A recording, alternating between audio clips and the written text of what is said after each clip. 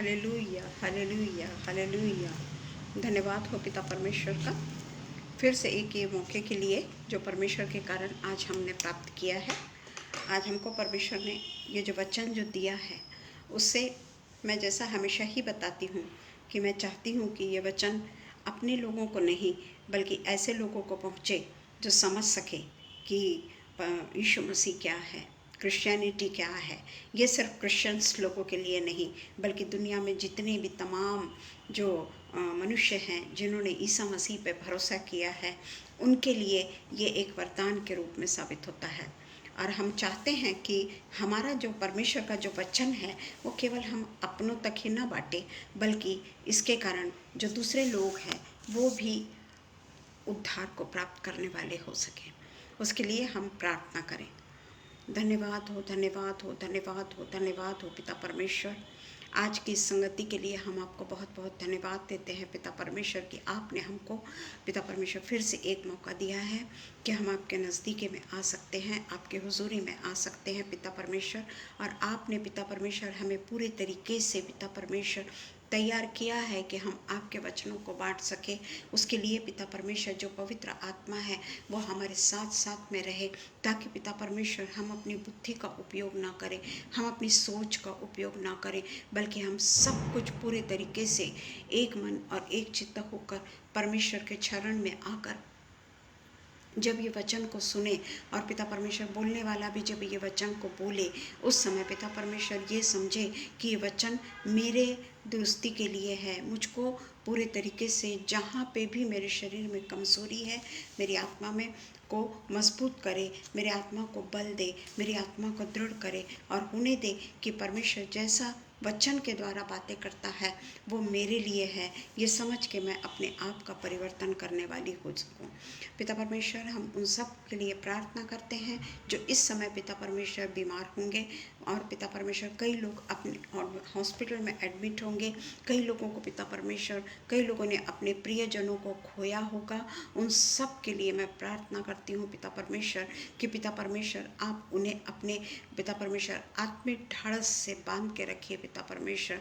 ऐसे कई लोग होंगे पिता जो धर्म के कारण सताए गए होंगे, धर्म के कारण मारे गए होंगे। उन सब के लिए मैं प्रार्थना करती हूँ पिता परमेश्वर कि उन्होंने जो बीज को बोया है पिता परमेश्वर और जो बीज को बोकर परमेश्वर के लिए वे शहीद हो गए हैं, परमेश्वर के लिए जिस तरीके से यीशु मसीह ने हमारे लिए क्रूसिफिकेशन किया उसी तरीके से उन लोग भी परमेश्वर के नाम से पिता परमेश्वर शहीद हुए हैं। उन सब के परिवार के लिए मैं प्रार्थना करती हूँ पिता परमेश्वर, उनके परिवार को आप आशीष दीजिए, उनके परिवार के द्वारा आप अपने काम को और आगे और आगे और आगे बढ़ाइए। हम जानते हैं पिता परमेश्वर जो आपके काम को करते करते पिता परमेश्वर आप लोगों के द्वारा पिता परमेश्वर मारे गए हैं वो आज सब के सब स्वर्गलोक में है और पिता परमेश्वर उन आपके साथ में है। इसके लिए हम आपका धन्यवाद देते हैं क्योंकि उन्होंने तो पिता परमेश्वर अनंत जीवन को प्राप्त कर लिया है पिता परमेश्वर।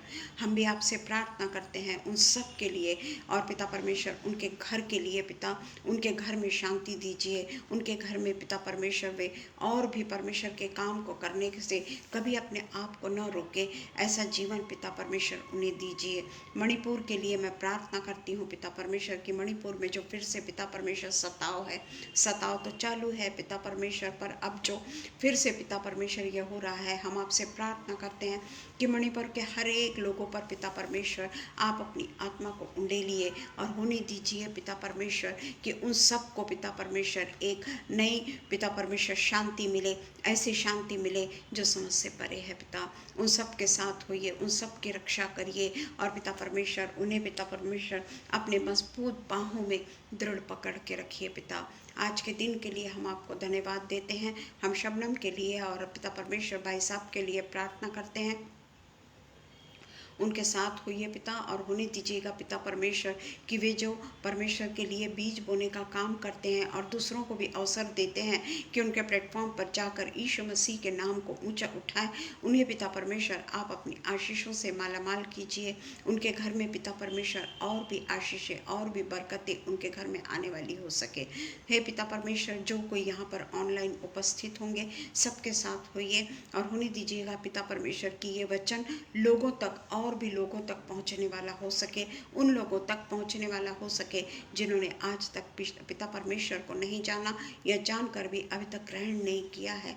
उन सबको परमेश्वर के वचन को पिता परमेश्वर का वचन क्या कहता है ये बात की जिज्ञासा होने पाए। पिता परमेश्वर, मैं अपने आप को आपके हवाले करती हूँ, मेरे ओठों को आपके हवाले करती हूँ, मेरे जीभ को आपके हवाले करती हूँ पिता, और पूरे तरीके से पवित्र आत्मा के आगोश में मैं आ जाऊँ और जो कुछ भी बोलूँ वो परमेश्वर की इच्छा के अनुसार बोलूँ। सब कुछ पिता परमेश्वर हम एकमात्र और एक ही जिंदा खुदावंद जो पिता परमेश्वर मृत्यु को भी जिसने हरा दिया और मृत्यु को हरा के फिर से जीवित हो उठा और 40वें दिन स्वर्ग में उठा लिया गया, देखते देखते लोगों के देखते देखते वो उठा लिया गया, उस पवित्र नाम को पिता परमेश्वर मैं धन्यवाद देते हुए प्रार्थना को आप ही के पवित्र पवित्र नाम से मांगती हूँ। सुनिए और कबूल करिए। आमीन पिता, आमीन आमीन। प्रेज द लॉर्ड दीदी, प्रेज द लॉर्ड। आज हम एक ऐसे वचन को शेयर करेंगे जो कई बार हम सुन चुके हैं, पर परमेश्वर ने जिस तरीके से हमको उस वचन के लिए तैयार किया है उसके लिए हम परमेश्वर से फिर से मैं प्रार्थना करूंगी कि परमेश्वर जब मैं बोलती हूँ उस समय आप मेरे पूरे तरीके से मुझे अपने कंट्रोल में ले ले। मैं अपनी बुद्धि से बात ना करूं बल्कि पवित्र आत्मा जिस तरीके से मुझे प्रेरित करे उस तरीके से मैं परमेश्वर के वचन को शेयर करने वाली हो सकूं और खुद पर इम्प्लीमेंट करने वाली हो सकूं। आज का जो मेरा विषय है वो है what does Jesus instruct us about offering. What does Jesus instruct us about offering, ये मेरा आज का विषय है। तो इसमें हम देखते हैं कि ऑफरिंग यानी क्या। हम जो ऑफरिंग का एक लिमिटेड मीनिंग को लेकर बैठे हुए हैं, हम एक ऑफरिंग के बारे में आज जरा सा डिटेल में जाकर इसकी स्टडी करेंगे। सबसे पहले हम देखते हैं लूका 12:33 और 34। लूका 12:33 एंड 34। अपने संपत्ति बेचकर दान कर दो और अपने लिए ऐसे बटुए बनाओ जो पुराने नहीं होते, अर्थात स्वर्ग पर ऐसा धन इकट्ठा करो जो घटता नहीं और जिसके निकट चोर नहीं जाता और कीड़ा नहीं बिगाड़ता, क्योंकि जहाँ तुम्हारा धन है वहाँ तुम्हारा मन भी लगा होगा। यह वचन हम कई बार पढ़ते हैं और हम देखते हैं कि ये वचन स्पष्ट रूप से कहता है, ये नहीं कहता कि तुम्हारे पास में पैसा नहीं होना, या ये नहीं कहता कि तुम्हारे पास की संपत्ति तुम्हारे लिए एक कर्ज का कारण है, ऐसा नहीं कहता। परंतु संपत्ति की भी परिभाषा है कि संपत्ति किस तरीके से कमाई गई है। ये हर एक मनुष्य जानता है कि उसकी संपत्ति उसने कितनी मेहनत से कमाई है, या लोगों का खून चूस के कमाई है, या लोगों को दगाबाजी करके कमाई है, या लोगों को स्वार्थीपने से उनको लूटा है। ये हर कोई जानता है। वो संपत्ति के बारे में यीशु मसीह का ये यहाँ पर लूका में वो कहता है कि अपनी संपत्ति बेचकर दान कर दो और अपने लिए ऐसे बटुए बनाओ जो पुराने नहीं होते, अर्थात स्वर्ग पर ऐसा धन इकट्ठा करो।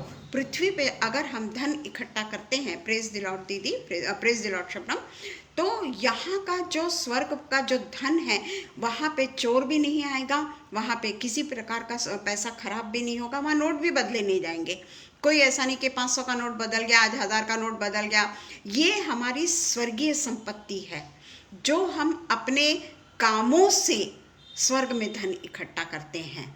ऐसा नहीं कि मैंने जो कमाई वो मैंने परमेश्वर को बोली कि परमेश्वर तू अपने स्वर्गीय बटुए में ये धन को डाल दे, उसका मतलब ये नहीं है, क्योंकि परमेश्वर का वचन कहता है कि पृथ्वी पे जहाँ तुम्हारा धन होगा वहीं तुम्हारा मन भी होगा। ये हर एक मनुष्य जानता है, चाहे वो थोड़े पैसे कमाता हो, चाहे उसके पास में बहुत पैसा हो, वो सब जानता है कि जहाँ हमारा धन है वहीं हमारा मन होगा। हम जब घर से बाहर जाते हैं, हम अपने घर का पूरे तरीके से इंतज़ाम करके जाते हैं।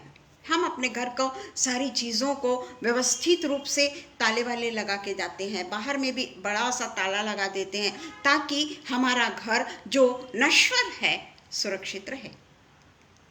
हम यही चिंता अपने स्वर्गीय घर की नहीं करते कि आज मैं यहाँ पर हूँ, कल मैं मेरे स्वर्गीय घर में जाऊंगी, वहाँ पर मैंने क्या बंदोबस्त करके रखा है, मेरा वहाँ के लिए मैंने कौन से धन को इकट्ठा करके रखा है कि मैं परमेश्वर के भवन में जब जाऊं तो परमेश्वर के साथ में मैं रह सकूं। अब हम देखते हैं कि दशवांश, जो हम दशवांश की बात करते हैं कि हमको अपना दशवांश परमेश्वर के भवन में ले जाना है, परमेश्वर के दशवांश के साथ में परमेश्वर को भेंट भी देनी है। तो हम देखते हैं कि ये हमारी केवल संपत्ति से उद्देशित नहीं है, कि केवल संपत्ति के बारे में ये वचन नहीं है। हमारा दशवांश यानी हम सोचते हैं कि अगर मैंने आज 100 रुपये कमाया, उसका 10 रुपया वो तो हमको देना ही है। वो संपत्ति का 10वां भाग जो भी हम कमाते हैं परमेश्वर की आशीषों से कमाते हैं, परमेश्वर के काम के लिए, परमेश्वर को नहीं देते हैं, परमेश्वर के काम के लिए हम परमेश्वर के भवन में वो भेंट को लेके जाते हैं, ताकि परमेश्वर का काम जो गरीबों के लिए, जो अनाथों के लिए, जो विधवाओं के लिए, जो अनाथाश्रम है, कई ऐसे अलग अलग इंस्टीट्यूट्स हैं, चर्च खुद ऐसे इंस्टीट्यूट्स को चलाती है, तो उसके लिए उनके पास में पैसा हो। कई बार हमारे यहाँ पे बड़ी बड़ी मीटिंग्स होती है, कई बार बड़े बड़े जैसे हमारे सैटरडे के दिन हमारे चर्च में आचार्य विकास मसीह को बुलाया गया था और हमारे यहाँ उनके 2 दिन तक बहुत बड़ी अच्छी मीटिंग हुई और उन्होंने बहुत सुंदर वचन से हम सबको प्रभावित किया। प्रभावित करने के बदले उन्होंने हमें आशीषित किया। तो ये सब चीज़ों के लिए पैसा लगता है। तो इसका मतलब नहीं है कि पैसा हमको वहाँ पर नहीं देना है, पर इसके अलावा पैसों से परे, यानी पैसे तो हमको जो दशवांश है वो देना है, भेंट देना है, परंतु उससे भी ज़्यादा हमको मानव जाति की सहायता के लिए परमेश्वरीय कार्य करते हुए, परमेश्वर के कार्य करते हुए जो हमारा स्वेच्छा से हम देते हैं, वो भी एक प्रकार का दान है, वो भी दशवांश का एक हिस्सा है, या ऐसे काम करने से स्वर्गीय धन हम कमाते हैं। पिता परमेश्वर, तुमने तो कहा है कि सिर्फ तू अपने कमाई हुई इसका दशवांश देना, नहीं, वो दशवांश तो हमको देना है, वो भेंट तो हमको देना ही है, परंतु हम अच्छी तरीके से जानते हैं कि स्वेच्छा से जो उस मानव के लिए दिया जाता है जिसे उसके अपने जीवन के लिए उस चीज़ की बहुतायत से ज़रूरत है। तो ये जो है, ये बलिदान है, एक भेंट के रूप में एक बलिदान है उन लोगों के साथ जिनके पास में कुछ भी नहीं। आज हमारे पास में सब कुछ है।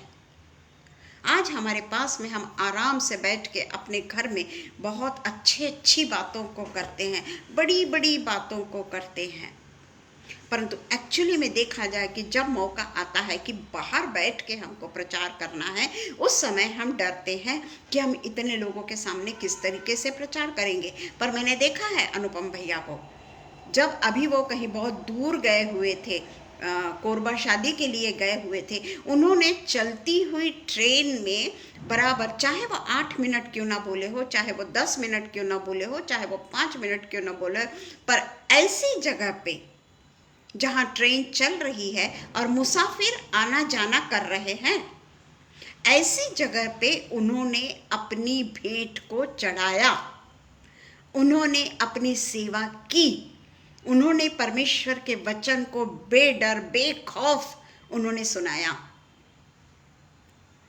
ये सब बातें जो है ना, ये हमको सीखने लायक बातें हैं, ये हमको सीखने लायक बातें हैं कि किस तरीके से हमको दशवांश के रूप में केवल एक पैसे को हम अपना महत्व न समझे, बल्कि ऐसे लोगों के बीच में जहाँ पर ट्रेन चल रही है, कई लोग आना जाना कर रहे हैं, कई लोग आगे बैठे हैं, कई लोग पीछे बैठे हैं, कई लोग हमारे बाजू में बैठे हुए हैं, उनके सामने हम परमेश्वर के वचन को निडरता के साथ में जब पेश करते हैं ना, वो भी एक भेंट है। और वो भेंट और वो दान जो है वो परमेश्वर को ग्रहण है, क्योंकि हम परमेश्वर को पैसा नहीं देते, वो पैसा तो उसी ने हमको दिया है। ये असली सेवा है, ये असली भेंट है परमेश्वर को, और परमेश्वर ऐसे ही भेंट से प्रसन्न होता है प्रियो। बिना खौफ के कि कोई मुझे डांटेगा या कोई मुझे गाली दे देगा या कोई मुझे रोकेगा कि तू ये पब्लिक प्लेस में ये सब बातें क्यों कर रहा है, पर हम देखते हैं ये सचमुच का बलिदान है, परमेश्वर को भाता हुआ बलिदान है। उसी के बाद में हम देखते हैं विधवा का दान।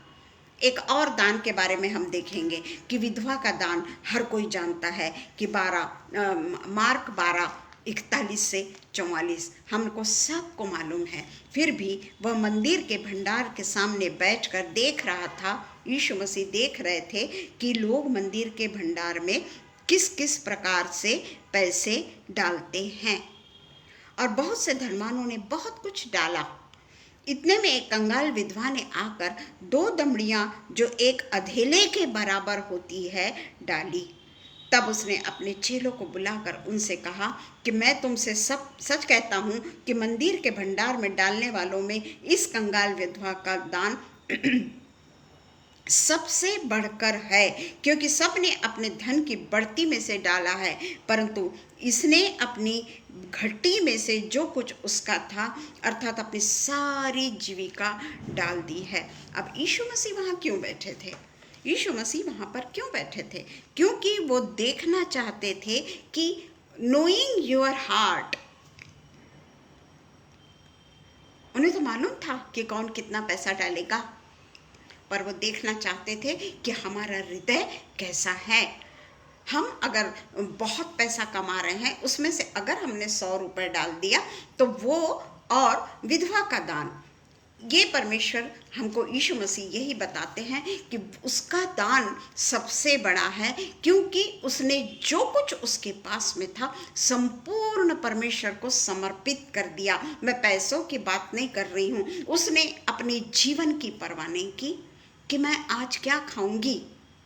अगर मैं सब का सब पैसा परमेश्वर का इसमें डाल देती हूँ तो मेरे जीवन का क्या, जो हम सोचते हैं, मेरे बच्चों का क्या, मेरे बच्चे आज क्या खाएंगे। अगर मैंने संपूर्ण कमाई अपने वो डब्बे में डाल दी तो मेरे बच्चे तो आज भूखे मर जाएंगे। तो हम देखते हैं कि उसका जो बलिदान था वो सब कुछ देने वाला बलिदान था। उसे सब कुछ दे दिया, अपने लिए उसने कुछ भी नहीं रखा, और कहीं पे भी उसने उसकी अनाउंसमेंट नहीं की कि देखो देखो देखो मेरे पास में 2 दमड़ी है, केवल मेरे पास में 2 दमड़ी है और मैं वो दो दमड़ी पूरे के पूरे परमेश्वर को समर्पित कर रही हूँ। 2 दमड़ी यानी 1 रुपया भी नहीं, 1 पैसा भी नहीं होगा उस समय की दमड़ी जो चलती थी, पर उसका जो समर्पण है वो परमेश्वर को दिखावटी नहीं था। ये परमेश्वर ने अपने चेलों से कहा कि वो जो कंगाल विधवा ने जो डाला है वो सबसे बढ़कर डाला है, जिसका नाम आज हम बाइबल में हमेशा पढ़ते हैं। जब भी दान की बात आती है, जब भी ऑफरिंग की बात आती है, वो विधवा का उल्लेख बराबर किया जाता है। उसी तरीके से हमको भी जब हम बाहर जाते हैं, जब हम बाहर हैं, हमारा समय हो गया है, हम सोचते हैं कि हम कैसे बोलेंगे सबके सामने, पर वो सच्चा दान है, वो सच्चा दान है, वो सच्चा समर्पण है कि हम किसी से नहीं डरे। हमारा जो समय है वो समय पे बंध कर हमने परमेश्वर का वचन चाहे थोड़ी देर क्यों न हो हमने सुनाया, और उस समय आश्चर्य की बात यह है कि चलती हुई ट्रेन में भी मोबाइल का रेंज पूरे तरीके से मिल रहा था। ये परमेश्वर की आशीष है प्रियो। मोबाइल का कहीं कोई बड़ा काम नहीं है। वो रेंज जो मिल रही थी ना, वो परमेश्वर की आत्मा थी, वो परमेश्वर का इनायत थी उस समय वहाँ पर। मैंने दोनों समय उनका सुना, जाने के भी समय सुना और आने के भी समय सुना मैंने उनका ट्रेन में, चाहे वो थोड़ी देर क्यों ना बोले हो। ज़रूरी नहीं कि मैं उसके ऊपर कुछ कमेंट्स ही पास करूं, पर मेरा दिल उस समय जानता है कि कैसा मेरा दिल अपने आप को ये करता है कि तू कहाँ है, तुझे भी यही काम करना है। टेबल पे बैठ के, कुर्सी पे बैठ के तो कोई भी बोल लेता है, उसमें कोई मतलब नहीं है। परंतु हम देखते हैं कि उसका जो बलिदान था, परमेश्वर के लिए विधवा का जो बलिदान था, उससे वो शर्माई नहीं शर्माई, क्योंकि वहां तो वो देख रही थी कि बहुत धनवान लोग हैं और वो धनवान लोग कितने ज़्यादा पैसे डाल रहे होंगे, परंतु उसने किसी की कदर, किसी की केयर नहीं की। उसने उसके पास जितना भी था वो सर्वस्व उसने उस पर डाल दिया। ये है सच्चा समर्पण, ये है सच्चा ऑफरिंग, ये है सच्ची भेंट परमेश्वर को देने के लिए। तो इसलिए हम देखते हैं कि हम जब ऑफरिंग इसलिए देते हैं, कई बार हम सोचते हैं क्योंकि परमेश्वर का वचन कहता है कि तेरे को दबा दबा के और हिला हिला के अगर तू देगा तो परमेश्वर भी तुझे उतनी ही रूप में डबल ब्लेसिंग देगा। क्या हम इसके लिए चढ़ाते हैं जो मलाकी में लिखा हुआ है कि मैं अगर 100 रुपये देता हूँ तो अगले समय परमेश्वर मुझको 200 रुपये देगा, इसका दुप्पट मुझे मिलेगा? ये सोच के हम देते हैं क्या? ये सोच के हम भेंट चढ़ाते हैं क्या कि अगर मैं इतना 1000 रुपये दे रहा हूँ तो परमेश्वर मुझे उससे डबल देने वाला है? क्योंकि परमेश्वर का वचन कहता है, वो बोलेगा मेरे को परमेश्वर का वचन कहता है, मेरे को तो मिला ही नहीं। तो इस तरीके से हम कुछ पाने की आशा से परमेश्वर को देते हैं। अगर हमारे घर में कोई बीमार है और हम समझ जाइए किसी गरीब के पास में जा रहे हैं, विधवा आश्रम में जा रहे हैं, अनाथ आश्रम में जा रहे हैं, ये सोच के कि भाई पिता परमेश्वर मेरे घर में जब बहुत बीमार है, जिसका बहुत तकलीफ है, उसको उसकी तकलीफ को तो दूर कर दे, और उसकी तकलीफ बढ़ती ही चली जा रही है। हम ये अच्छा कार्य कर रहे हैं पर हमारे घर में जो व्यक्ति है उसकी तकलीफ बढ़ती जा रही है, तो हम परमेश्वर से बोलेंगे ऐसा कैसा परमेश्वर, मेरी तो सच्ची भेंट तुझे ग्रहण योग्य नहीं है। पर पिता परमेश्वर को हम अगर कुछ पाने की आशा से परमेश्वर को कुछ देते हैं ना, तो हमें कुछ नहीं मिलेगा, है ना। 100 टाइम्स दे दिया, ग्रेस दीदी ने लिखा है। संपूर्ण समर्पण, संपूर्ण समर्पण, कहीं पे भी नहीं लिखा है कि एक अंश तू समर्पित मत हो, 99% तू समर्पित हो। अपने जिस तरीके से हम पढ़ते हैं रोमन्स 12:1 में, हमेशा ही हम पढ़ते हैं, फिर भी हम देख लेंगे कि रोमन्स 12:1 उसमें हम सब जानते हैं कि परमेश्वर इस वचन के द्वारा हमसे कहता है कि अपने शरीर का जीवित, पवित्र और परमेश्वर को मन भावता हुआ बलिदान करके चढ़ाओ। पर हम देखते हैं कि उसका मतलब क्या है।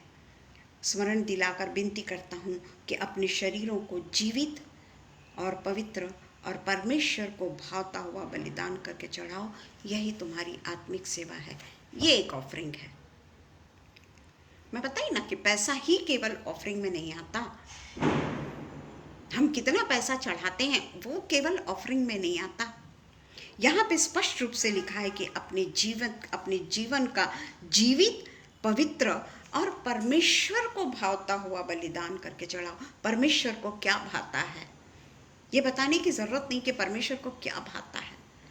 परमेश्वर हमारा पूरा समर्पण चाहता है। परमेश्वर नहीं चाहता है कि हम उसके कारण लज्जाएं, हम उसके कारण शर्माएं। ये परमेश्वर नहीं चाहता, कभी नहीं चाहता। और हम भले कामों के लिए, क्योंकि परमेश्वर ने हमारी रचना ही इसलिए की है कि हम परमेश्वर के भले कामों को सबके सामने लाने वाले हों। हम उसी लिए सृजे गए हैं, परमेश्वर के कामों को अपने आचरण के द्वारा दिखाने के लिए ही हम सृजे गए हैं कि हम कुछ तो भी अलग हैं।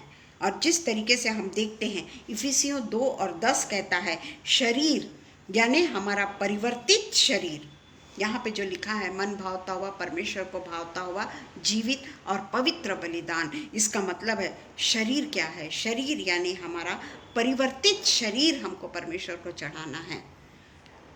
पाप में शरीर परमेश्वर को पसंद नहीं, पाप में शरीर परमेश्वर ग्रहण भी नहीं करेगा। जब उसने अपने बेटे के ऊपर दुनिया के सारे पाप डाल दिए, उसने अपने बेटे को तक ग्रहण नहीं किया, उसने अपना मुंह छिपा लिया, मुंह कर लिया, क्योंकि अपवित्र चीज़ पवित्र चीज़ अपवित्र वस्तु के पास में नहीं रह सकती। और इसलिए लिखा है कि शरीर यानी हमारा परिवर्तित शरीर इफिसियों 2:10 में है। परिवर्तित शरीर को हमको परमेश्वर को सौंपना है। जो शरीर हमने पाया है वो शरीर नहीं। आज जो भी कुछ हम काम कर रहे हैं उससे अलग परमेश्वर को भावता हुआ बलिदान हमको चढ़ाना है, जैसे रोमन्स 6:12-14 में लिखा गया है, इसलिए पाप तुम्हारे नश्वर शरीर में राज्य ना करे। अगर हम परमेश्वर को भावता हुआ बलिदान करके चढ़ाते हैं, जीवित और पवित्र बलिदान करके चढ़ाते हैं, इसलिए लिखा है कि पाप हमारे नश्वर शरीर में राज्य न करे। तुम उसकी लालसाओं के अधीन ना रहो और न अपने अंगों को अधर्म के हथियार होने के लिए पाप को सौंपो, पर अपने आप को मरे हुओं में से जी उठा जानकर परमेश्वर को सौंपो और अपने अंगों को धर्म के हथियार होने के लिए परमेश्वर को सौंपो। तब तुम पर पाप की प्रभुता ना होगी, क्योंकि तुम व्यवस्था के अधीन नहीं वरन अनुग्रह के अधीन हो। ये एक बलिदान है हमारा, पवित्र, निर्दोष, पापमय जीवन से रहित, जो परमेश्वर को भाता है, क्योंकि परमेश्वर स्पष्ट रूप से कहा है क्योंकि तुम व्यवस्था के अधीन नहीं वरन अनुग्रह के अधीन हो। आज हम अनुग्रह के काल में रह रहे हैं और अनुग्रह के काल में हम जितने परमेश्वर को भेंट चढ़ाएंगे ना, पैसा ही नहीं, मैं फिर बता रही हूँ, अपने शरीर को जीवित, पवित्र और परमेश्वर को भावता हुआ बलिदान करके हमको चढ़ाना है। हमको सीखना है दूसरों से।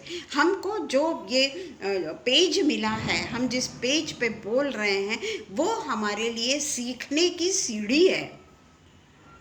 हम अपने जीवन को किस तरीके से आगे बढ़ाना है, ये हमको ये पेज के लोगों के द्वारा हमें पता पड़ता है। कई बार हम उस समय नहीं सुनते, पर बाद में सुनते हैं, और कोई ज़रूरत नहीं, हम रिएक्ट भी नहीं हो पाते कई बार, क्योंकि हम काम करते करते वो वचन को सुनते रहते हैं, परंतु वो वचन हमारे दिल को छूता है, यानी वो वचन पवित्र है, वो हमको चढ़ाने के लिए परमेश्वर चाहता है कि ऐसा बलिदान, ऐसी ऑफरिंग मैं चाहता हूँ। और जिस तरीके से प्रेरितों के काम 20, 34 और 35 में लिखा है, प्रेरितों के काम 20, 34 और 35, प्रेरितों के काम 20, 34 और 35।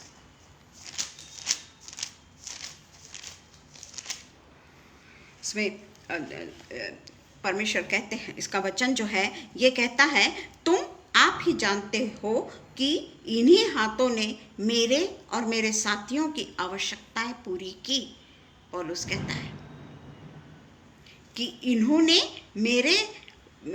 मेरी और मेरे साथियों की आवश्यकताएं पूरी की। जो परमेश्वर का काम करता है, कई ऐसे परमेश्वर के काम करने वाले जो पहले के ज़माने में तो बहुत बूढ़े, बहुत ही उनकी खाने पीने को भी नहीं रहता था, उनके पास में साइकिल पे आना जाना करते थे वो लोग, तो उनकी आवश्यकताओं को पूरी करना, जैसे पौलुस हो गया, पतरस, जितने भी चेले थे वो परमेश्वर के लिए दिन और रात एक करके परमेश्वर की सेवा किया करते थे। और इसलिए हम देखते हैं कि पतरस भी 6 में कहता है कि तुम्हें अगर अपने शरीर का ये करना है तो तुम लोग अपनी अपनी सेवकों को चुन लेता है, और कहता है कि हम तो प्रार्थना में और वचन की सेवा में लगे रहेंगे। उसी तरीके से पौलुस कहता है कि उन्होंने हमारी आवश्यकताओं को पूरा किया। मैंने तुम्हें सब कुछ करके दिखाया कि इस रीति से परिश्रम करते हुए निर्बलों को संभालना और प्रभु यीशु के वचन को स्मरण रखना अवश्य है, जो उसने अपने आप ही कहा है, लेने से देना धन्य है। परमेश्वर ने पूरे वचन हमारे सामने रखे हैं कि हमको किस तरीके का जीवन जीना है, पर आज हमारा बिल्कुल उल्टा हो गया। हम चाहते हैं कि हम लेते रहे लोगों से, लेते रहे लोगों से, देना नहीं है हमको। आज मैं नहीं देखती कि कोई, बहुत ही कम ऐसे पास्टर्स होते हैं जो केवल सेवा करके अपने पेट को ये करते हैं। पैसा उनके लिए कोई महत्व नहीं रखता।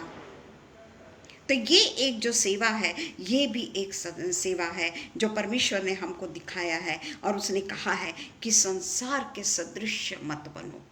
संसार तो यही चाहता है, वो सिर्फ लेना जानता है। संसार के लोग केवल लेना जानते हैं, केवल वो अपने आप को एक बहुत रईस की तुलना करते हैं। उनके लिए प्रॉस्पेरिटी जीवन है, आंखों की अभिलाषा जीवन है, जीविका का घमंड जीवन है, और पावर उनके लिए जीवन है। पर हमको अगर परमेश्वर को सच्चा बलिदान करना है तो हम ऐसे लोगों की सेवा करें। हम तो कहीं जाके जा नहीं सकते जहाँ ऐसे देशों में जाकर वो परमेश्वर के वचन का कार्य करते हैं, जहाँ पे कोई उनको सुविधाएं नहीं होती। कई फॉरेनर्स भी आते हैं यहाँ पर, अपने पूरे देश को छोड़कर, अपने अच्छे देश को छोड़कर यहाँ आते हैं। हम अच्छे तरीके से जानते हैं कि ग्राहम स्टेन को जाकर, आज ही का दिन था कि ग्राहम स्टेन को कुर्बान होना पड़ा अपने बच्चों के साथ। आज ही के दिन 22 जनवरी 1999, आज उसको जाकर 25 साल हो गए। ये है सच्चा बलिदान। अपने बच्चों के साथ में जिंदा जलाया गया, ये है सच्चा बलिदान। आज ही का दिन है वो। आज उनको जाकर आज 25 इयर्स हो गए। ये है सच्चा बलिदान, ये है सच्ची ऑफरिंग। अपने पवित्र शरीर को उन्होंने कुर्बान कर दिया, विथ उनके 2 छोटे छोटे बच्चे, एक 9 साल का और एक 7 साल का। माता के देखते देखते। ये है पवित्र बलिदान, ये है पूरा बलि, संपूर्ण अपने शरीर का बलिदान विथ चिल्ड्रन। विथ चिल्ड्रन उन्होंने बलिदान किया। आज उनको 25 साल हो गए हैं। तो हम देखते हैं कि वो संसार के सदृश नहीं बने, वो शैतान के शिकंजों में नहीं आए। शैतान ने उनको मार डाला, पर क्या शैतान सचमुच में कामयाब हुआ? वो तो आज स्वर्गीय देश में विराजमान है। जिस तरीके से उसने यीशु मसीह को हराने की कोशिश किया, यीशु मसीह को क्रूस पर मार के उसने सोचा कि अब सब कुछ खत्म हो गया, यीशु मसीह मर गए, परंतु वो तो उसकी सबसे बड़ी हार थी। ग्राहम स्टेन और उनके बच्चों को मार के उसने सोचा कि मैं तो जीत गया, पर नहीं, उन्होंने तो अनंत जीवन को प्राप्त कर लिया, अपनी जान दी। ये है संपूर्ण शरीर, संपूर्ण मन, संपूर्ण बच्चों के साथ जिनको वो बहुत प्यार करते होंगे। जब उनके बच्चे जल रहे होंगे, उस पिता का मन क्या बोल रहा होगा, माँ का मन क्या बोल रहा होगा। हम कल्पना करें प्रियो कि वो बलिदान सच्चा बलिदान है जो ऑस्ट्रेलिया से यहाँ आए। ऑस्ट्रेलिया तो सब कुछ दे सकता है ना। ऑस्ट्रेलिया में तो कितना अच्छा फ्लरिश जीवन वो जी सकते थे, परंतु यहाँ आके उन्होंने अपनी जान को कुर्बान कर दिया विथ उनके 2 बच्चे। वो बलिदान कभी भी भूल नहीं सकते। अब वो सच्चा बलिदान है, वो सच्ची ऑफरिंग है, वो सच्ची भेंट है परमेश्वर के लिए। हम देखते हैं कि जैसे यीशु ने भी, हमारे परमेश्वर ने भी, हम देखते हैं कि हमको कैसी सेवा करना है। बेसहारा लोग हैं, बीमार लोग हैं, जो फॉरेनर्स यहाँ पर आते हैं वो यहाँ पैसा कमाने के लिए नहीं आते। वो यहाँ पे भारत में जो बेसहारा लोग हैं, जो बीमार लोग हैं, जो लाचार लोग हैं, जो कमज़ोर लोग हैं, जो कोढ़ी हैं, जिनको कोई हाथ नहीं लगाता, जिनकी सेवा कोई नहीं करता, ऐसे लोगों के लिए वे अपने देश को छोड़कर यहाँ आते हैं और उनकी सेवा करते हैं। उनकी सेवा करते हैं। अमीरों की सेवा करने नहीं आते, वो फटाके फोड़ने नहीं आते, वो किसी चीज की स्थापना करने के लिए नहीं आते। वो तो अपने शरीर को पवित्र, निर्दोष और परमेश्वर को भाता हुआ बलिदान चढ़ाने के लिए आते हैं यहाँ पर। और हम देखते हैं कि जैसे यीशु मसीह ने जिस तरीके से 33.5 साल यहाँ रह के 3.5 साल में उन्होंने कितने ऐसे लोगों को चंगाई दी जो इम्पॉसिबल था। ऐसे लोगों के साथ में रहे जिनसे उनको कभी ऐसा नहीं लगा कि मुझे ये बीमारी लग जाएगी। उन्होंने कहा और हो गया। उन्होंने तो मुर्दों में जान डाल दी। 12 साल की रक्त बहने वाली स्त्री को फिर से उन्होंने शुद्ध कर दिया। और कितनी ऐसे बाइबल में वो है कि उन्होंने अलग अलग काम किए। और वो इसलिए किए क्योंकि यीशु मसीह जो है वो लोगों के प्रति उनके मन में प्रेम था। लोगों के प्रति उनके मन में एक दुख था और वो दुख के कारण ही वो हर एक की सहायता और मदद करते रहे। उन्होंने ही हमको प्रेम का सिखाया है कि हमका सबसे बड़ा अगर हमारा कर्तव्य है तो ऐसे लोगों से प्रेम करें जो बीमार हैं, जो रोगी हैं, जो निढाल है, जो निर्बल है, जो कोढ़ी है, जो यानी पापी हैं। उनके साथ में हम रह के उनके पापों से हम उनको अलग करें। सबसे पहले हम अपने पापों से अपने आप को अलग करें, अपने मन की आँखों को खोलें। हमारे सामने यीशु मसीह जीवित है आज भी, और उसने क्या क्या कार्य किया है और किस तरीके से उसने ऐसे लोगों को प्रेम किया जिनका कोई नहीं। शिलोह के कुंड का हम अच्छी तरीके से जानते थे। वो व्यक्ति अकेला था। जब पानी हिलता था वहाँ तक जाने के पहले ही कोई ना कोई वहाँ पे कूद जाता था, परंतु यीशु मसीह ने उसको वहीं की वहीं चंगा किया। उसको शिलोह के कुंड में भी नहीं जाना पड़ा। ये है प्रेम, ये है प्रेम, ग्राहम स्टेन का प्रेम। और ऐसे कई यहाँ पर आए जो अनेक तकलीफ़ों का सामना किया। उन सब का जो प्रेम है वो परमेश्वर के प्रेम का सहारा, परमेश्वर का प्रेम उनमें था। जो बेसहारा लोगों के लिए वो यहाँ पर आए। जिस तरीके से नीति वचन 28 का 27, प्रोवर्ब्स 28 का 27, जो निर्धन को दान देता है, जो निर्धन को दान देता है उसे कोई घटी नहीं होती, परंतु जो उससे दृष्टि फेर लेता है वह श्राप पर श्राप पाता है। 2 बार है, श्राप पर श्राप पाता है। निर्धन यानी हम अपने एकदम से गरीब भी ना समझ लें कि गरीब, परंतु ऐसे कई लोग हैं जो बेसहारा है, ऐसे कई लोग हैं कोढ़ी हैं, हम उनको छूते नहीं। वो तो पहले के ज़माने में तो वो दुनिया से, गांव से काफ़ी दूर रहते थे, पर हमारे पिता ने केवल यीशु मसीह ने यही कहा कि तू चंगा हो जा, और वो चंगा हो गया। 10 के 10 चंगे हो गए। आया केवल एक सामरी। तो ये जो है ना, ये है 10% अपना बलिदान। ये है हमारा 10% सच्चा दसवांश। ये है हमको वो 10वां, परमेश्वर ने जो कहा है कि मेरे भवन में किसी भी चीज़ की कमी ना हो, मेरे भवन में जो भी काम किया जाता है उसके लिए हमको दसवांश देना है, भेंट भी देनी है। परंतु उसके साथ साथ में ये दसवांश हमारे लिए बहुत ज़रूरी है, जो पिता परमेश्वर ने हमको सिखाया है कि किस तरीके से उसने ऐसे लोगों के बीच में सेवा करी जिनका कोई नहीं था।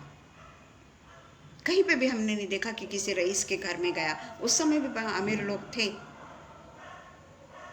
अब वो सूबेदार के लड़की के यहाँ पे गया, सूबेदार आया, वहाँ पे सूबेदार ने अपने आप को नतमस्तक कर दिया, पूरी देर तक रोते रोते रहा, परंतु उसको दिखाने के लिए एक 12 साल की स्त्री, जो लहू बहने वाली स्त्री को उसने शुद्ध किया, क्योंकि वो दिखाना चाहता था यीशु मसीह के ये जो कार्य किया वो सूबेदार के विश्वास को और भी बढ़ाता चला गया। और लोगों ने जब आकर सूबेदार से कहा कि अब गुरु को मत सता, तेरी लड़की गुजर गई, परंतु यीशु मसीह फिर भी वहाँ पर गए, क्योंकि वो जानते थे कि उन्हें एक और भेंट अपने पिता के चरणों में देना है। और वो उनके घर में जाकर, वो लड़की के पास में जाकर लड़के से उठने को कहा, उसे मुर्दों में से जिलाया। तो ये सारी चीज़ें हमको परमेश्वर ने पहले से सिखा के रखी है। सबसे बड़ा हमारा दोष है कि हम ये बातों को नहीं समझना चाहते, हमारी आंखें ही नहीं खुलती कि हमें किस तरीके का बलिदान परमेश्वर के आगे समर्पित करना है। इब्रानियों 13:15-16, हिब्रू 13:15-16। इसलिए हम उसके द्वारा स्तुति रूपी बलिदान अर्थात उन ओठों का फल जो उसके नाम का अंगीकार करते हैं, परमेश्वर को सर्वदा चढ़ाया करें। स्तुति रूपी बलिदान अर्थात उन ओठों का फल जो उसके नाम का अंगीकार करते हैं, सदा उन्हें चढ़ाया करें। पर भलाई करना और उदारता दिखाना ना भूलो। ये ठीक है, स्तुति रूपी बलिदान, ओठों का फल, परंतु उसके भी अलावा हम केवल परमेश्वर को प्रसन्न करने के लिए अपने स्तुति रूपी बलिदान, hallelujah hallelujah, praise the Lord, लोगों को बता के पैसा देना, लोगों को बता के किसी को दान देना, किसी को दशवांश देना, कोई अगर कर रहा है तो उसी के जैसा हम भी करने की कोशिश करना बहुत अच्छी बात है। क्योंकि अगर हम कुछ काम किसी को देखकर अगर सीख रहे हैं तो हम अच्छा कर रहे हैं, हम भी वो परमेश्वर के काम को करना चाहते हैं। परंतु यहाँ पे कहता है कि स्तुति रूपी बलिदान और ओठों का फल अंगीकार करते परमेश्वर को सर्वदा चढ़ाया करे, परंतु भलाई करना और उदारता दिखाना ना भूलो, क्योंकि परमेश्वर ऐसे ही बलिदानों से प्रसन्न होता है। स्पष्ट रूप से लिखा है, क्योंकि परमेश्वर ऐसे ही बलिदानों से प्रसन्न होता है। कैसे बलिदान? भलाई करने का, उदारता से लोगों की रक्षा करने का, उनको देने का, उनको जो भी कुछ उनकी तकलीफ है, उनकी प्रॉब्लम्स है, सब जगह पैसा मत लीजिए आप। कई ऐसे लोग हैं आजकल की दुनिया में, स्त्रियां या पुरुष बोलिए, एक उम्र के बाद में अकेले हो जाते हैं क्योंकि उनके बच्चे या तो फॉरेन में होते हैं या अगर रहे भी तो बिजी होते हैं, सारा समय अपने माता पिता की देखभाल नहीं कर सकते, तो वो उनको पेड वृद्धाश्रम में डाल देते हैं। पर वो पेड वृद्धाश्रम कैसे होते हैं ये मैंने अपनी आंखों से देखा है, क्योंकि मेरी मम्मी को भी डाला गया था। तो इस तरीके से हम देखते हैं कि उदारता दिखाना यानी क्या? जो कोई अपने लोगों पे उदारता नहीं कर सकता और दिखाने के लिए अगर दूसरे पर उदारता बताता है, तो क्या परमेश्वर उसे ग्रहण करेगा? कि अपने माता पिता को छोड़कर वो थर्ड, माता पिता की भी हालत उतनी खराब है, पर परमेश्वर कहता है कि तू उदारता दिखाना ना भूल अपने माता पिता के लिए। तो परमेश्वर हमेशा कहता है कि सबसे पहले माता पिता। पर आज का जग वैसा नहीं है, वैसा नहीं है आज का जग। आज हर कोई अपने अपने इसमें बहुत ज़्यादा व्यस्त हो जाता है। तो इसलिए हम देखते हैं कि यहाँ पे जो बताया गया है कि यीशु ने भी जो प्रोवर्ब्स का पढ़ा हमने, इब्रानियों 13 और 15-16 में, आत्मिक बलिदान, यहाँ पे ये जो बलिदान है ये आत्मिक बलिदान है, शारीरिक बलिदान नहीं। कि हम उदारता से दे रहे हैं, हम परमेश्वर को ओठों स्तुति रूपी ओठों से हम उसकी स्तुति कर रहे हैं, हम उसकी तारीफ कर रहे हैं, हम उसकी बढ़ाई कर रहे हैं, हम उसका प्रचार कर रहे हैं, परंतु मन से तो हम कुछ नहीं कर रहे। हमारा मन तो कुछ नहीं करने को तैयार, कुछ भी करने को तैयार नहीं है हमारा मन। हम कठोर हृदय के हो गए हैं, कठोर हृदय के हो गए हैं। और इसलिए 1 पीटर 2:5 कहता है, 1 पीटर 2:5, 1 पीटर 2:5,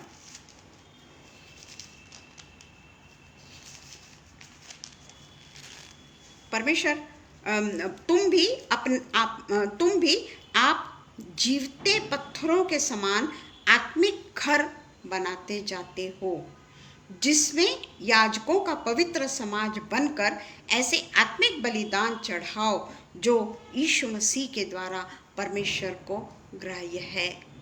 आत्मिक बलिदान, यहाँ पे भी हम देखते हैं कि परमेश्वर को आत्मिक बलिदान, अपने आत्मा का बलिदान हमको करना, अपने शरीर को हमको मारना है, शरीर की अभिलाषाओं को हमको मारना है। दिखाने के लिए हमको कुछ नहीं करना, क्योंकि हम कैसे हैं यह हमारा परमेश्वर जानता है। बाहरी रूप हम देखते हैं, पर अंदरूनी रूप परमेश्वर जानता है। Praise the Lord Ezra Singh, praise the Lord. वो परमेश्वर जानता है कि हम कैसे हैं। इसीलिए परमेश्वर का वचन यहाँ कहता है कि पवित्र समय ऐसे ही आत्मिक बलिदान को चढ़ाओ जो यीशु मसीह के द्वारा परमेश्वर को ग्राह्य है। वो सब जानता है हमारे मन की बातें। हम दिखाने के लिए कर रहे हैं क्या, हम दिखावा कर रहे हैं क्या, या हमारी आत्मिक मन से इच्छा है क्या ऐसा करने के लिए, कि हमारी वाहवाह करने के लिए हम कर रहे हैं। परमेश्वर अच्छे से जानता है।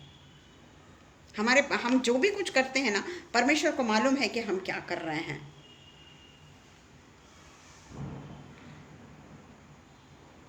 यहाँ पे स्पष्ट रूप से लिखा है कि जो परमेश्वर को पसंद है वही बलिदान हमको ज़रूरत है, हमको कि वही बलिदान हम परमेश्वर को चढ़ाएं।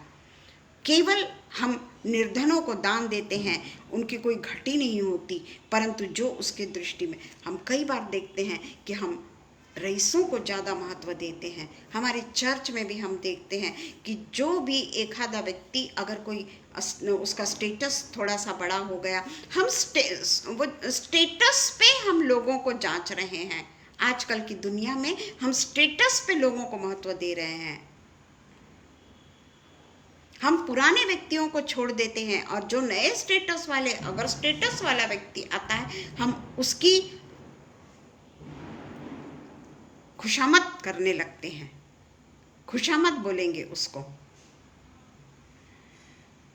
जो एक खास स्टेटस के लोग हैं वो अलग हो जाते हैं, वो किसी से नहीं मिलना चाहते, वो सिर्फ अपने ही स्टेटस के व्यक्तियों से मिलकर घर चले जाना चाहते हैं। तो क्या उन्होंने परमेश्वर का ये जो अभी हमने पढ़ा कि आत्मिक रूप से परमेश्वर को हमको प्रसन्न करना है, तो क्या हम आत्मिक रूप से परमेश्वर को प्रसन्न कर रहे हैं कि हम किसी के स्टेटस को देखकर उसके पीछे पड़े हुए हैं?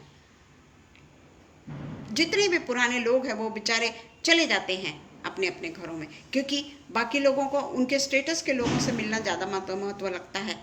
चर्च छूटने के बाद में कई घंटा वो लोग उनके पीछे कब पड़े रहते हैं। तो इस तरीके से परमेश्वर को सब कुछ मालूम है। वो कहता है ना कि जो तुम ओठों का स्तुति रूपी बलिदान जो तुमने चढ़ाया है वो परमेश्वर को ग्रहण योग्य नहीं होगा। चाहे तुम हालेलुया करो, प्रेज द लॉर्ड करो, खूब तन्मयता से परमेश्वर के गीत गाओ, खूब तन्मयता से परमेश्वर के वचन को सुनो, पर चर्च खत्म होने के बाद में हमारी जो एक्टिविटीज़ है, क्या परमेश्वर नहीं देखता? नहीं देखता कि सिर्फ चर्च सर्विस तक ही परमेश्वर वहां पर उपस्थित रहता है, बाद में चला जाता है क्या? कि मेरे घर में मुझे खाना बनाना है या मेरे घर में आने वाले हैं कोई, ऐसा बोल के परमेश्वर चला जाता है क्या? वो तो परमेश्वर की देह है। अब वही हमने परमेश्वर देह का नाम लिया, परमेश्वर के देह को समर्पण किया, परमेश्वर के लिए 10% भी चढ़ा दिया। परमेश्वर को दान भी दे दिया। ये एक ही प्रकार का दानीच हो गया ना। अगर हम इस तरीके का व्यवहार कर रहे हैं तो हम सोचेंगे कि परमेश्वर हमने तेरे को दान दे दिया, भेंट चढ़ा दिया, अब तू चुपचाप बैठा रहे। ये परमेश्वर को कबूल नहीं। ये जितनी भी हमने देखा पवित्र शास्त्र में हम देखते हैं कि निर्धनों, गरीब और लाचार, अंधे, कोढ़ी, ऐसे लोगों का उल्लेख सबसे ज्यादा है, सबसे ज्यादा है। धनी आता है ना खुश होके चला जाता है, पढ़ा है हमने। इक्के दुक्के से सूबेदार उबेदार के उदाहरण है।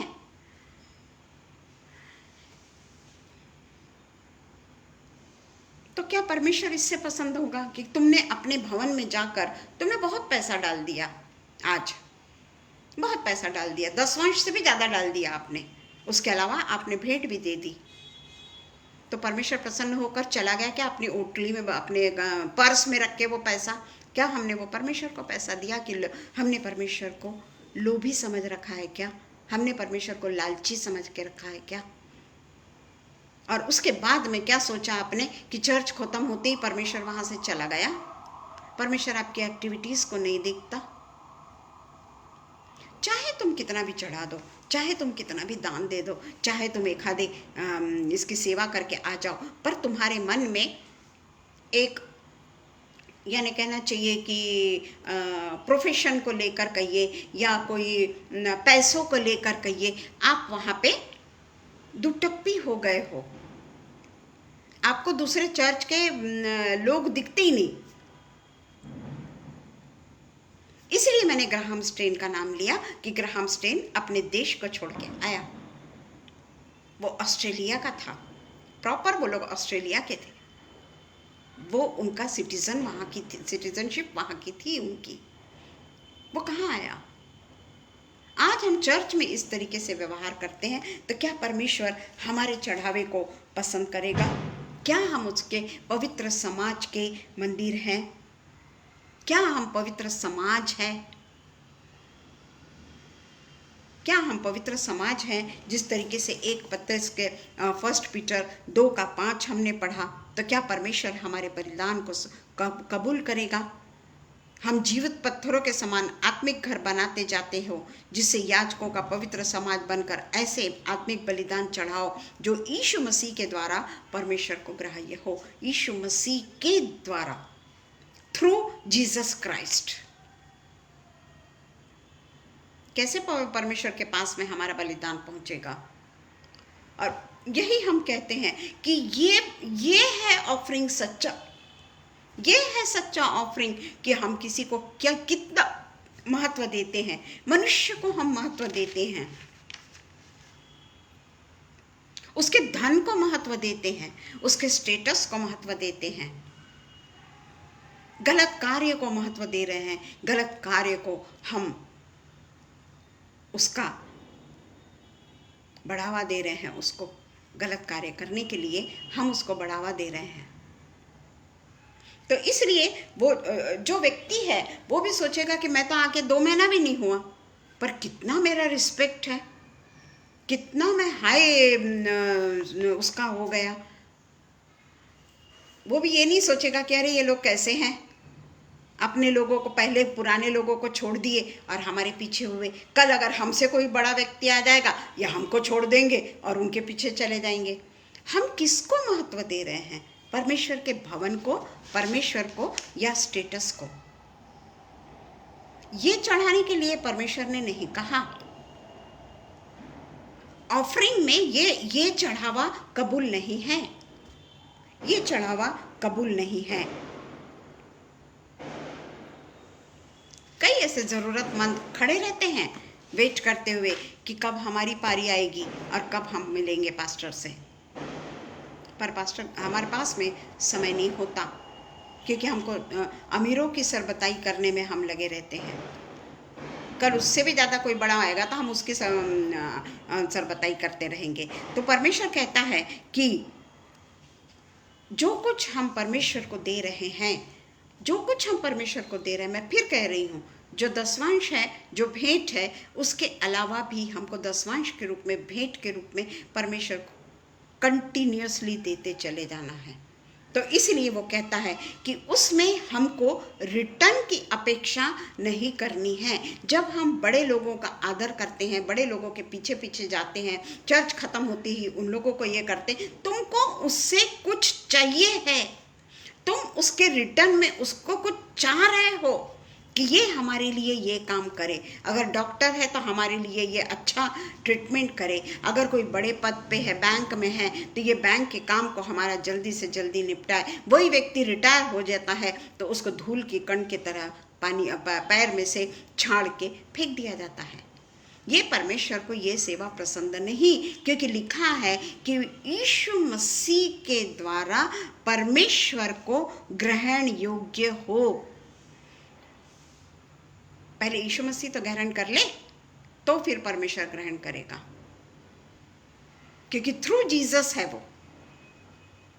तो इसलिए हम देखते हैं कि उससे प्रेम, दया, इसके साथ हमको सब लोगों की सेवा करना है। स्पेसिफिक लोगों की सेवा नहीं करनी हमको ऐसे लोगों की सेवा करनी है जिनके पास कुछ नहीं है। हम जैसे लोगों के साथ में सेवा करना, उसमें कोई मतलब नहीं आता। हमसे जो बड़े लोग हैं ना, वो हमको अलग करते हैं फिर। क्यों? क्योंकि वो हमसे बड़े हैं। तो ये इस तरीके का जो परमेश्वर के भवन में जो चलता है, आज भी चलता है, क्या परमेश्वर उससे प्रसन्न होता है? क्या परमेश्वर सोचता नहीं कि अभी इन्होंने परमेश्वर का वचन पढ़ा और अभी ये लोगों के साथ में इस तरीके से बर्ताव कर रहे हैं? कोई मतलब ही नहीं आता ना, कोई मतलब नहीं आता। हमारा पूरी भक्ति व्यर्थ चली गई। और इसलिए हम देखते हैं कि मत्ती 23:23, आखिरी में मैं पढ़ूंगी मत्ती 23:23।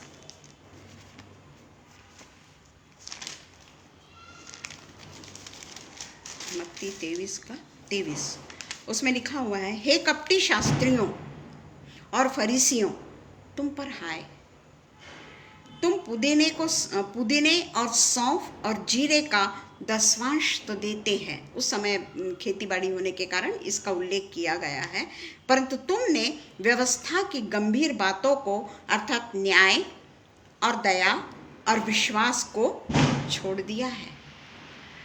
चाहिए था कि इन्हें भी करते रहते और उन्हें भी नहीं छोड़ते। बहुत ही स्पष्ट परमेश्वर के वचन रहते हैं, पर हम बिल्कुल भी यहूदियों के समान हैं। आज भी हम इजरायलियों के समान हैं कि पुराने नियम में हम देखते हैं कि वो दसवांश देने में बड़े आगे रहते थे।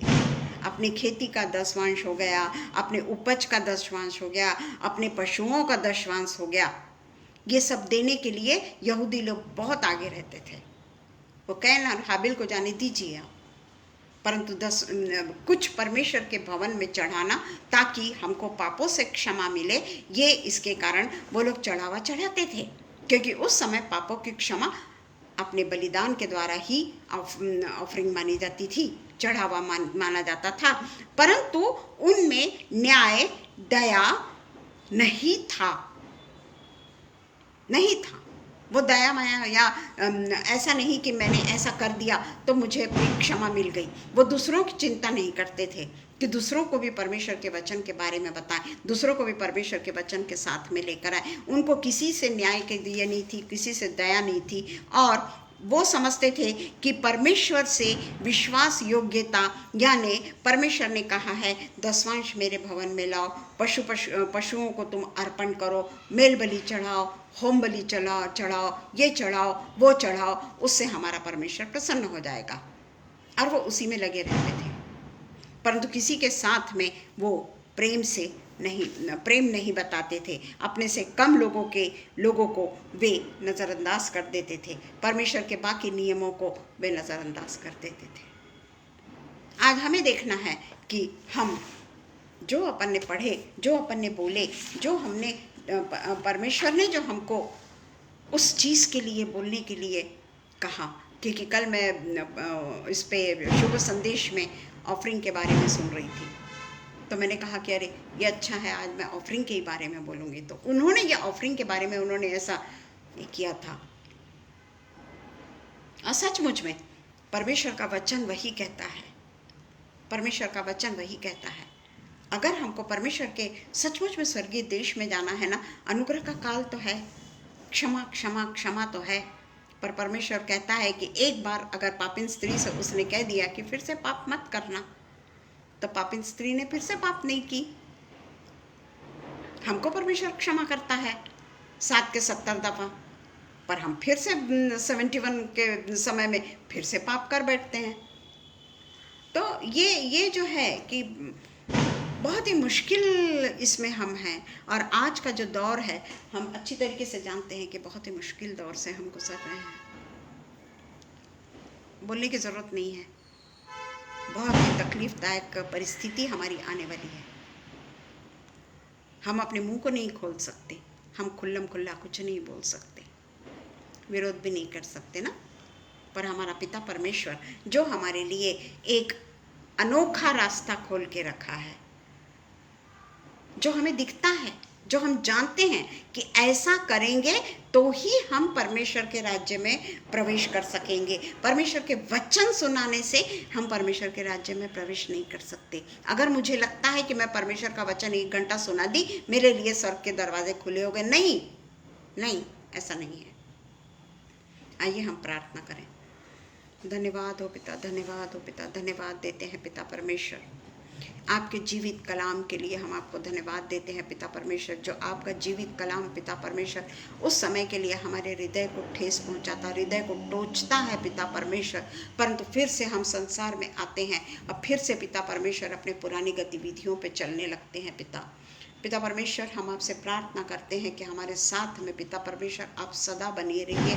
आपके जो वचन को हम पढ़ते हैं, हम आपके वचन को जो बोलते हैं, वो हमारे दिल पर पिता परमेश्वर इस तरीके से लिखे जाए पिता परमेश्वर की वो जो पटिया पे जैसे परमेश्वर ने अपनी उंगली से आज्ञाओं को लिखा, उसी तरीके से परमेश्वर भी आज भी हमारे हृदय पर वो आज्ञाओं को लिखता है, पर हम वो इजराइलियों की तरह उसको पिता परमेश्वर नज़रअंदाज करते हैं।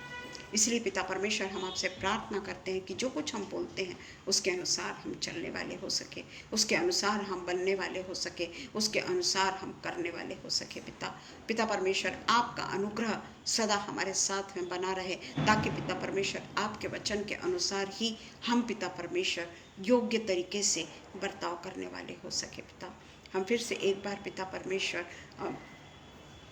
अनुपम भैया को और पिता परमेश्वर शबनम के लिए प्रार्थना करते हैं कि वे जो काम करते हैं पिता, उनके साथ होइए। उनके पिता परमेश्वर हर एक काम को आप देखते हैं पिता, उनके पिता परमेश्वर समर्पण को आप देखते हैं पिता, और पिता परमेश्वर ऐसे लोगों से पिता परमेश्वर आप अपनी सेवा और करा लेते हैं पिता। हम पिता परमेश्वर सच में धन्य है वे लोग पिता परमेश्वर जो आपकी सेवा में निरंतर लगे रहते हैं पिता परमेश्वर। आप इनके प्लेटफॉर्म को भी पिता परमेश्वर आशीषित करिए, क्योंकि पिता परमेश्वर ये केवल खुद आशीषों को नहीं पाते, बल्कि दूसरों को भी मौका देते हैं कि वे भी परमेश्वर के वचन को सुनकर, पढ़कर, पूरी तरीके से आत्मसात करके उसके अनुसार अपने जीवन को बदलने वाले हो सके।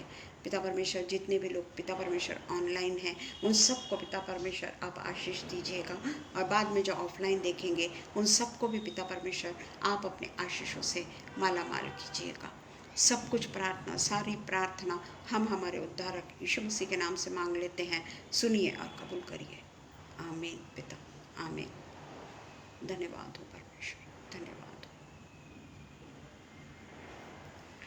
Praise the Lord everyone, praise the Lord. Praise दीदी, प्रेज द लॉर्ड शबनम, और जितने भी उपस्थित हैं सबको प्रेज द लॉर्ड।